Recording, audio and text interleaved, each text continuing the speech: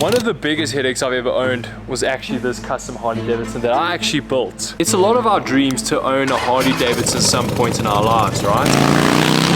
But the look of prices of Harleys these days just makes you want to cringe. So to realize my dream of actually owning a Harley, especially a custom Sportster, to find the cheapest Harley that I could find and transform an old beat up Harley into my ultimate build, I became the official owner of a non-running Abandoned Harley. It could have been the worst decision of my life. It was about a few months ago. I was in my lounge, scrolling through Instagram, and then it just hit me. A bike post that not only blew my mind, but reminded me about my childhood dream of actually owning my own custom Harley Davidson. So I made the decision I needed to get a Harley, but I had to come up with a game plan.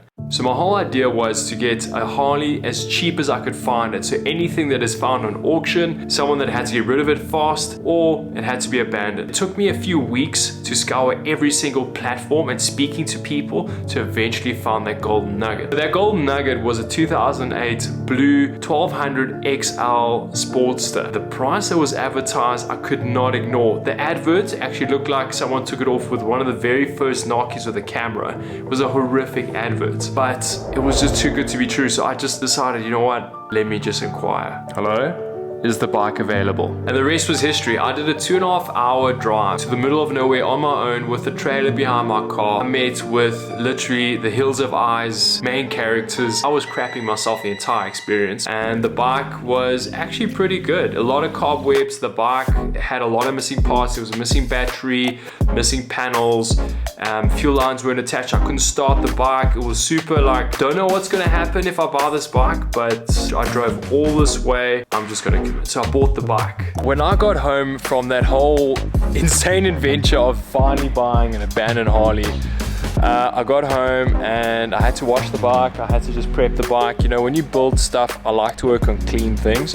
So what I do as a rule of thumb is I always clean the bike or the car. The main problems with the bike was, first of all, it didn't have a brake master cylinder. The brake was just missing. As you can see over here, there is a bit of a scuff mark where the guy actually fell. You can see over here as well. He had a bit of an accident, and this bike was completely damaged. The bike was not in good shape. The handlebars were completely bent. So I had a bit of work to do. You know, the battery was missing, the side cover. I can't tell you guys how much of a bastard it is to find one of these. So I managed to find a fiberglass one, a molded one, and we managed to sort that out. But anyway, also the seat didn't fit properly, and also the engine. I have never started the engine, so that was such a gamble. I took on a bike that I didn't know I could start, and I'm not a Harley mechanic. I took on the impossible.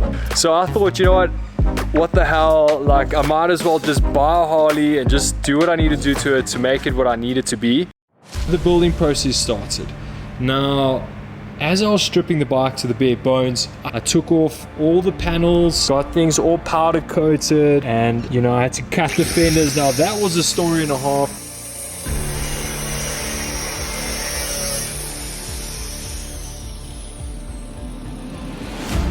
Not what I would say perfect. As you can see, there's a little nick here, but I actually got this up pretty down there. I had to buy a lot of original parts.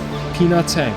You know how hard it was to find a loose peanut tank here in South Africa. This thing looks so rad. These are the most stupidest exhausts I've ever seen on a Harley, and I'm the proud owner of this flame-spitting exhaust.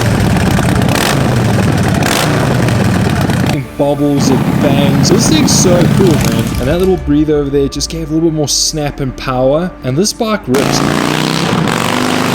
So I finally realized my dream of building my own custom Harley. It's been such an incredible journey, but every journey does come with its headaches. With this bike, my main headache was the license disc. This license disc was expired since 2008. That means I had to catch up. All the expired years from there till now, 2023, you could only imagine how much I paid. That wasn't fun. Our traffic system here in South Africa sucks. But I finally got it figured out. Second headache, much as I love this bike, I actually have to sell it. The reason being is that I'm hungry for a new project. A new project means something new for the YouTube channel. Now, I haven't mentioned what it is just yet. I'm still looking, but I have my eye on something, and I think you guys are gonna really love it. For now, I need to sell this guy.